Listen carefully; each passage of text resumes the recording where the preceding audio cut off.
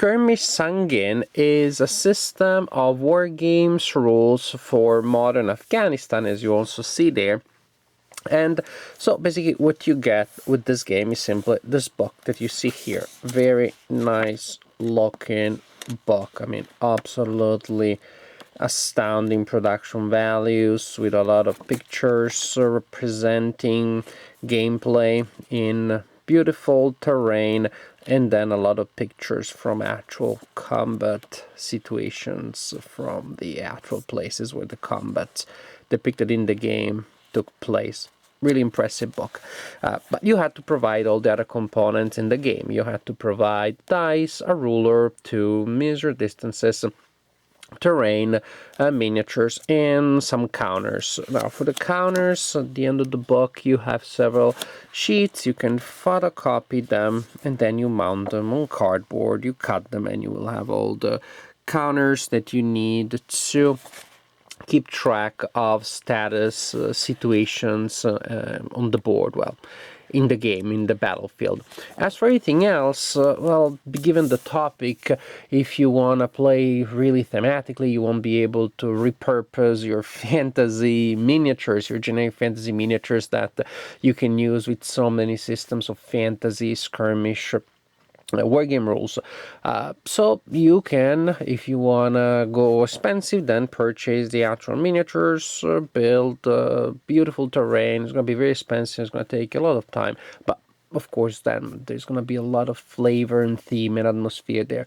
A cheaper and easier way, of course, is to use more generic terrain and to use paper miniatures like the ones that you find on the Junior General website. There are a lot of free paper miniatures there, and also you can find miniatures not for free but really nice ones on websites such as RPG Now, Wargame Vault. There you simply can purchase the PDF document with paper miniatures and you can make your own.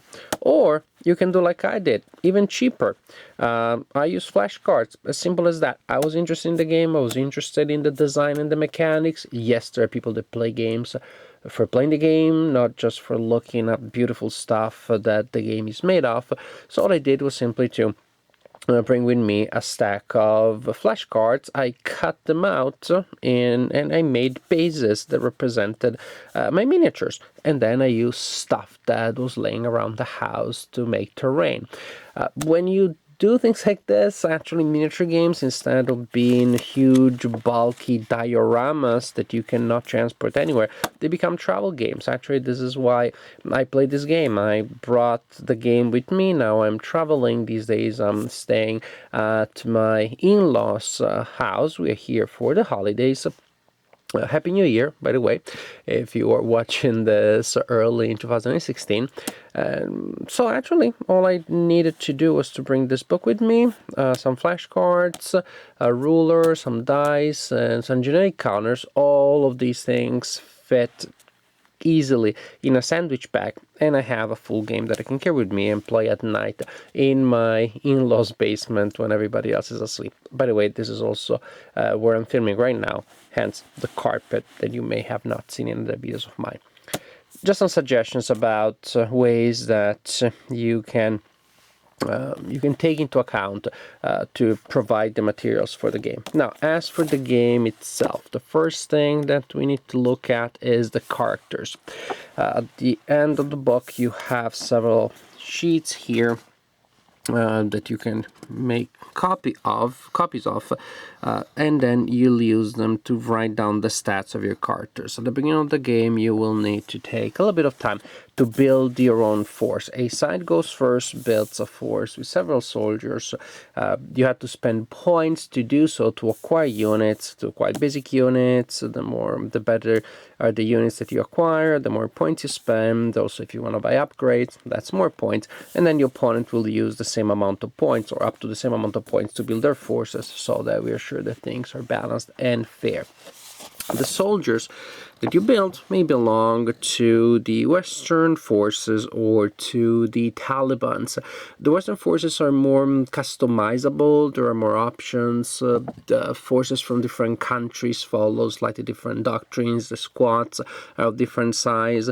But also for the Taliban, there are still ways of customizing them. You can still get a powerful and very highly motivated imam, a very charismatic figure that leads then a bunch of generic madmen into combat.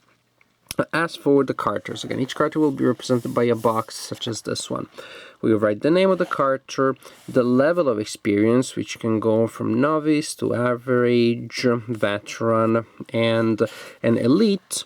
Then we have values here, which are determined in various ways.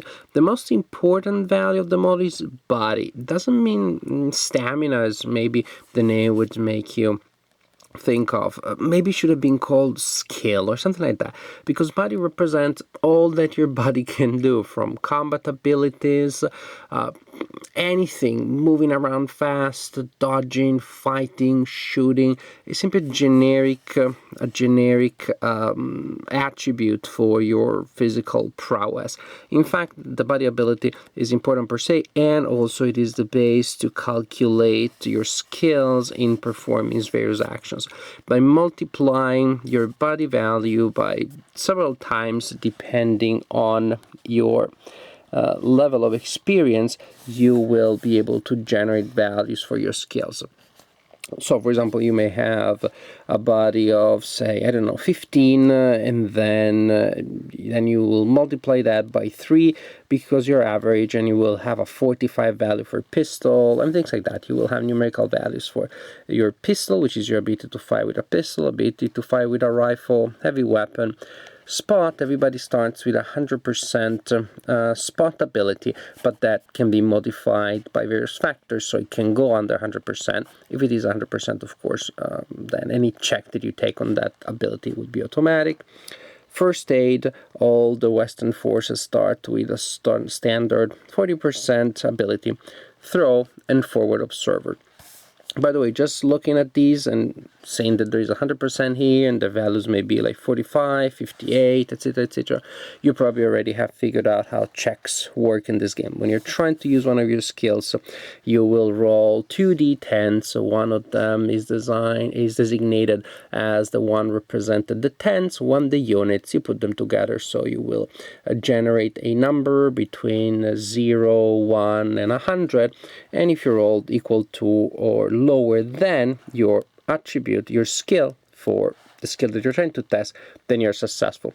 If I have a rifle value of 55 and I rolled 55 or less, then I score a hit. If I roll 56 or more, then I fail. It's a very common system used in many games, and very famously in the RPG Call of Cthulhu. Back to us. So we have body, which translates into skills, which are then used for checks. We have armor. There will be a value here, which will be represented by a roll, for example, 1d10, and possibly a modifier, say 1d10 plus 4. That means that when you're hit, you will roll the die to determine how much damage your armor allows you to absorb. This is important because this is not a fantasy generic game in which your armor will always work. Maybe you got shot in the leg and the armor didn't do anything. Maybe your armor protected you entirely. So the fact that you do not know exactly how good your armor is until you get shot at, to me, is very interesting and very realistic. Morale value, you will have to test morale very often when you get hit, and also when they miss you. Just getting shot at is pretty stressful. It never happened to me, but it sounds that's how it should be, that when you get shot at in this game, you have to take a morale check, whether you have been hit or not. And also you have to take a morale check in a lot of other situations. For example, if you see one of your buddies being hit, that also is pretty stressful for you. Things like that. Action points, this is the number of action points that you can spend in each combat phase. weapon, the weapon that you have, that will also have stats indicating the type of damage that it rolls. And then combat phases. Oh, this is interesting. Let's go to the play rates. At the end, you do have a very good section with quick reference rules. Now, this is how it works. Each character will activate 4 times in each turn, and each turn is divided in 10 phases. So maybe you will want to have a little play rate with a track divided in 10 areas, and you have a counter there to move it to represent the combat phase in which you are. And everybody will activate 4 times, but not everybody will activate in the same combat phases. The phases in which your character activates are determined by the body value. So if my character, for example, has a body value of 18, then in the box of the character that says combat phases, now I cannot find the sheet. There you go.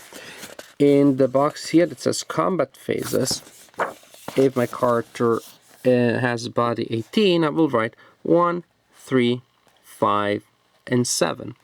If my character has 12, then I'll write 3, 5, 7, and 9. So the characters will not all activate at the same time. Some will activate first, some later. So in each turn you will need to check which characters activate in that phase. As you can see, phases will not be overcrowded, and maybe in a game almost everybody will activate in the same 2 phases, so that won't be a problem. You want to make implementing this rule very cumbersome. Yes, if you have a lot of characters spread out all around the range, then it can get a little, well, just a little fiddly. There will be some work that will need to be done to implement this. But nevertheless, I think it is a very neat mechanic, which is not as fiddly to implement in most cases as it may sound, but it does add a lot of flavor, a lot of dynamism, a lot of challenges and things that you have to take into account as well. It is great to go first, but on the other hand, if the opponent is still alive, is still there, then actually coming out at the last minute when the opponent is not able to act anymore may also have some advantages. So what happens? Each character has a certain number of action points that can be spent every time that the character activates in a combat phase, and you can spend them to perform various actions, including, for example, movement. So here we have some type of movement and the action points that they cost: turning more than 90 degrees, spotting, running, diving, crawling, kneeling, going prone, etc., etc. Stopping, that always, the first time I read this kind of thing, always bothers me that you had to spend action points to stop, but you don't have to do it in all situations, and actually kind of like sometimes makes sense if it takes into account not just stopping, but regaining situational awareness after you have been running, for example. Then, of course, you also want to know about combat. This is a war game after all. Shooting is gonna be by far the queen of all, or the king, depends. I don't even know what gender shooting is. The emperor or empress of all combat. So shooting may require some spotting, unless the opponent is into an open area. If the opponent has some advantages, then a spotting roll needs to be taken. Modifiers, get used to the idea. This is a game that has a lot of modifiers. Yes, all of this column is modifiers just about spotting. Pretty daunting, pretty scary at first. You will not use all of them all the time. Say if there are spottings there are modifiers anywhere that have to do with night conditions, then you don't have to worry about those in day scenarios. But at the beginning, there will be some work that you'll need to do to go through all of the modifiers to become familiar with. So you roll on your spotting value after all modifiers have been taken into account. From here, there may be modifiers based on the experience of the soldier. If you're successful, then you have identified your target. As for shooting, it works in the same way. you take all the modifiers into account, modifiers that may be based on the target, the situation on the target, the situation related to the attacker. Something I really like is that the action points can be spent to fire, but they can also be spent to give you modifiers here. So for example, in a round they may decide to move a little bit and fire. That's like 2 action points, and then the third action point I'm not using to perform an action, but to give myself a bonus during the fire. Something else also that is an optional rule, but I highly recommend it, is opportunity fire. It's not called opportunity fire in here, I don't remember the way they call it, but it's opportunity fire. That is, you may choose to add that rule to the game, and that allows you to fire out of sequence when you do have a line of sight to an opponent.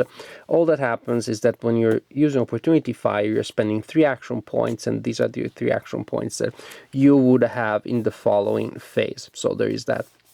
It's vastly more expensive to fire out of sequence, 3 points instead of 1, but it can be really worth it, and it definitely adds more tactical options. Shooting, as I said, easy.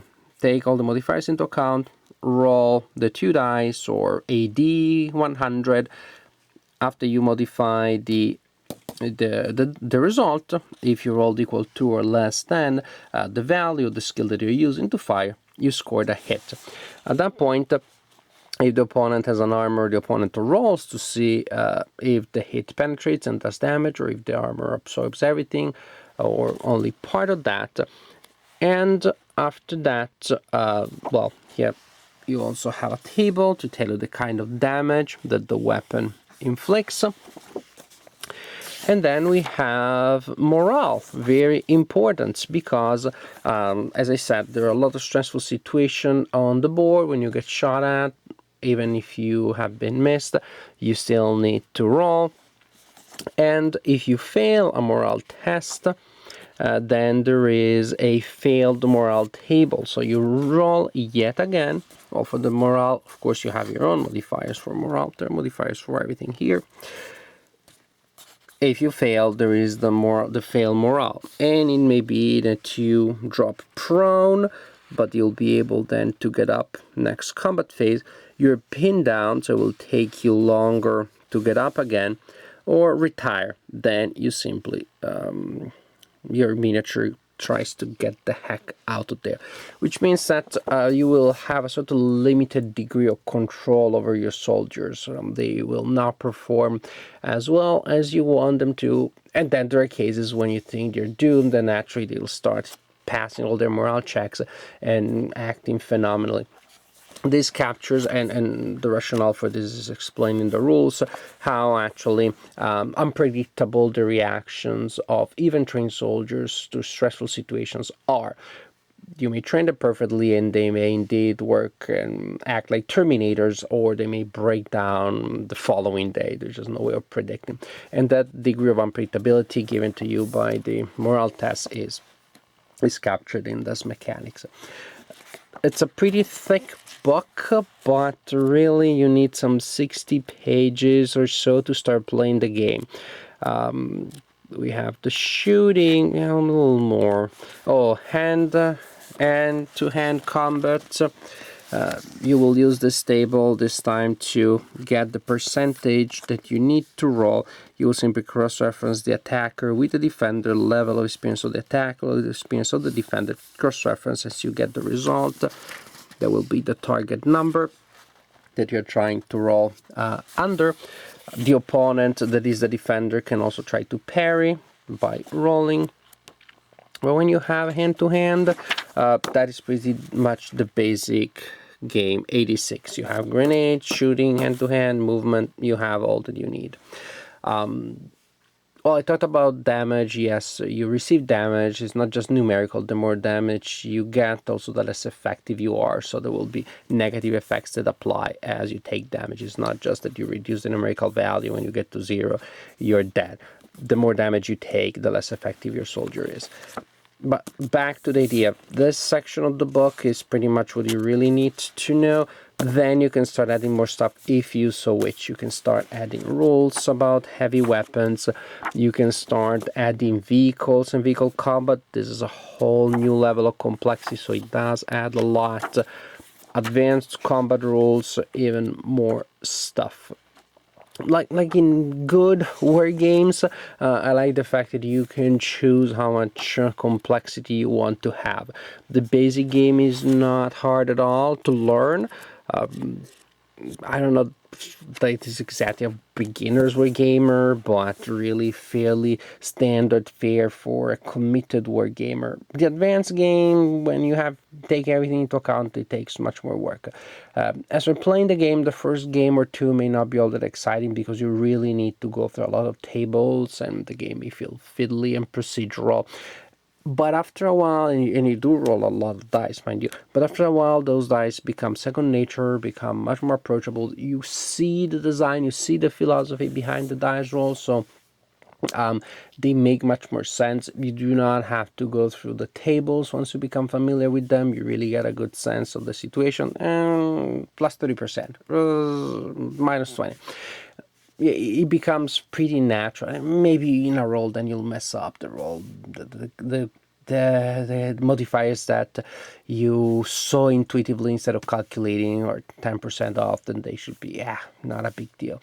When you roll dice so many times in a game, then if some of the die rolls are not entirely accurate, it doesn't make much of a difference in the big scheme of things. So it is a game that should not feel too daunting, even though the first approach, the first impact may be of that kind. It will turn out not as procedural as you may feel, even if you had to roll for spotting, roll for attack, roll for armor, roll for damage, roll for morale, roll on the fail morale table, see what happens then, etc., etc. By the way, all the rolls that they set, that's like boom, pulling a trigger and see what happens to the bullet and to the person on the other side of the bullet. So you have all those die rolls. But somehow, because the mechanics have been tailored to the theme pretty well, all those die rolls did not bother me. They felt pretty thematic. They felt that they had sense, they had meaning. They were there to give me a deeper historical feeling, to give me a sense of the events, of the physical, psychological elements that are involved in the historical event represented in the book. The book looks great. As I said, there are minor quibbles that I have about the layout, but they're pretty minor. Overall, I think that the book did a really good job of explaining the game, giving me not just giving me the bare mechanics, but really giving me a sense of the theme, getting me excited about the theme, giving me a good appreciation for the atmosphere of the topic. So a really good product. I'm pretty happy. It may not be for the beginner gamer, but when we get to miniatures, then usually it's sort of like already a self-selected group. When we get to miniature, usually it's committed where gamers are ready. But maybe there is a beginner wargamer out there that wants to play their first game with miniatures. Maybe this is not necessarily the first one. The second could be. What is really good about this game is also that it works exceedingly well as a solitaire game. Thanks to the morale rules, which make things unpredictable. Then and there's no hidden information in most mechanics, then you will be good to go if you're playing the game by yourself, both sides to the best of your possibilities, because the situation on the board will surprise you all the time. It will not be about planning things like in chess, but it will be about reacting to an ever-changing situation, a lot of which is beyond your control, which is something that I like about war games in general. And when I'm playing a war game in solitaire, something that is very that I appreciate very much, because it keeps things fresh, exciting, and interesting. Sangin, Skirmish Sangin, war games, rules for modern Afghanistan, a good product and a fun game. And before I conclude my video review, I want to quickly thank 4 of my viewers that backed my Kickstarter campaign for 2015. The 4 viewers I want to thank in this video are Rodney Smith, Dan O, Kimberly Orr, and David Studley. Thank you to the 4 of you for backing my Kickstarter campaign for 2015, and thank you to all of you, my viewers, for watching my videos.